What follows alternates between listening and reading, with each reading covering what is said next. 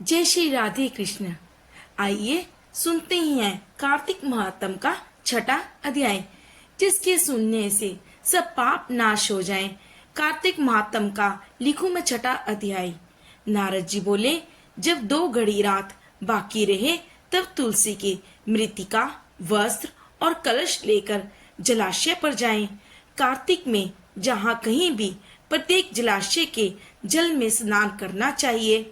गर्म जल की अपेक्षा ठंडे जल में स्नान करने से 10 गुना पुण्य प्राप्त होता है।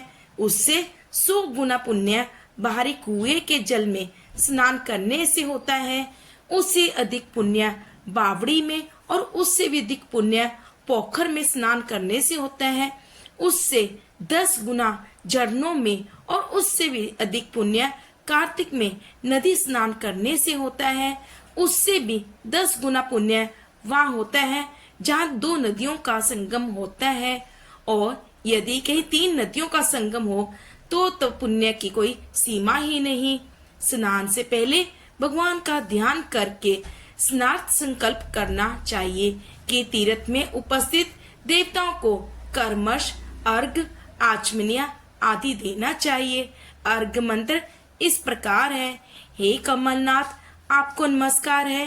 हे जलशाही भगवान, आपको नमस्कार है। हे ऋषिकेश, आपको प्रणाम है।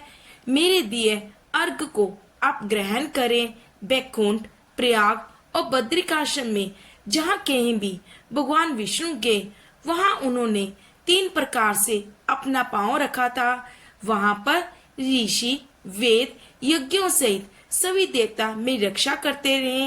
हे जनार्दन, हे दामोदर, हे देवेश, आपको प्रसन्न करने हेतु मैं कार्तिक मास में विधि विधान से ब्रह्म मुहूर्त में स्नान कर रहा हूँ। आपकी कृपा से मेरे सभी पापों का नाश हो। हे प्रभु, कार्तिक मास में व्रत तथा विधि पूर्वक स्नान करने वाला मैं अर्घ देता हूँ। आप राधिका सहित ग्रहण करें। हे कृष्ण, बलशाली राक्षसों का संहार करने वाले भगवान, हे पापों का नाश करने वाले, कार्तिक मास में प्रतिदिन दिए हुए मेरे इस अर्घ द्वारा कार्तिक स्नान का व्रत करने वाला फल मुझे प्राप्त हो। तत्पश्चात भगवान विष्णु, भगवान शिव तथा सूर्य देव का ध्यान करके जल में प्रवेश कर नाभि के बराबर जल में खड़े होकर विधि पूर्वक स्नान करना चाहिए। गृहस्थी को तिल और आंवले का चूर्ण लगाकर तथा विधवा स्त्रियों और यति को तुलसी की जड़ की मिट्टी लगाकर स्नान करना चाहिए। सप्तमी, अमावस्या, नवमी, त्रयोदशी, द्वितीया, दशमी तथा तिथियों को आंवला तथा तिल से स्नान करना वर्जित है। स्नान करते हुए निम्न शब्दों का उच्चारण करना चाहिए। जिस भक्ति भाव से भगवान ने देवताओं के कार्य के लिए 3 प्रकार का रूप धारण किया है, वही पापों का नाश करने वाले भगवान श्री हरि विष्णु अपनी कृपा से मुझे पवित्र बनाए। जो अग्निशय भगवान विष्णु की आज्ञा से कार्तिक करते हैं, उसकी इंद्रियां सभी देवता रक्षा करते हैं, इसलिए वह मुझको पवित्र करें। बीजों, रहस्यों तथा यज्ञों सहित वेदों के मंत्रों, कश्यप आदि ऋषि, इंद्र आदि देवता मुझे पवित्र करें। अदिति आदि सभी नारियां, यज्ञ, सिद्ध, सर्प और समस्त औषधियों व तीनों लोकों के पहाड़ मुझे पवित्र करें। इस प्रकार कहकर स्नान करने के बाद मनुष्य को हाथ में पवित्री धारण करके देवता, ऋषि, मुनियों और मनुष्यों तथा पितरों का विधि पूर्वक तर्पण करना चाहिए। तर्पण करते समय तर्पण में जितने तिल होते हैं उतने वर्ष पर्यंत वर्ती के पितृगण स्वर्ग में वास करते हैं। उसके बाद वर्ती को जल से निकलकर शुद्ध वस्त्र धारण करने चाहिए। सभी तीर्थों के सारे कार्यों से निवृत्त होकर पुनः भगवान विष्णु का पूजन करना चाहिए।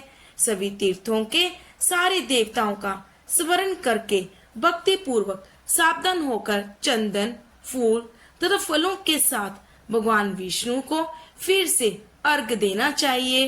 अर्घ के मंत्र का अर्थ इस प्रकार है: मैंने पवित्र कार्तिक मास में स्नान किया है। हे विष्णु, राधा के साथ आप मेरे दिए अर्घ को ग्रहण करें। तत्पश्चात चंदन, फूल और तांबुल आदि से वेद पाठी ब्राह्मणों का श्रद्धा पूर्वक पूजन करें और बारंबार नमस्कार करें। ब्राह्मणों के दाएं पांव में तीर्थ का वास होता है, मुंह में वेद और समस्त अंगों में देवताओं का वास होता है। अपने कल्याण की इच्छा रखने वाले मनुष्य को इनका ना तो अपमान करना चाहिए और ना ही इनका विरोध करना चाहिए। फिर एकाग्रचित होकर भगवान विष्णु की प्रिय तुलसी जी की पूजा करनी चाहिए। उनकी परिक्रमा करने के उनको प्रणाम करना चाहिए। हे देवी, हे तुलसी मैया, देवताओं ने ही प्राचीन काल से तुम्हारा निर्माण किया है और ऋषियों ने तुम्हारी पूजा की है।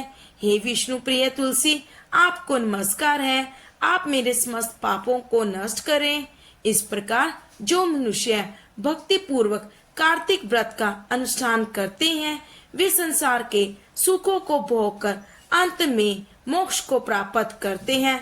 बोलो श्री हरि विष्णु भगवान की जय, लक्ष्मी माता की जय, श्री कार्तिक महात्म की जय। इस प्रकार से कार्तिक मास महात्म का छठा अध्याय समाप्त हुआ। कल हम शुरू करेंगे कार्तिक मास महात्म का सप्तम अध्याय। धन्यवाद। उम्मीद है आप सबको ये कथा अच्छी लगे। प्लीज मेरे इस वीडियो को लाइक, शेयर एंड सब्सक्राइब करें।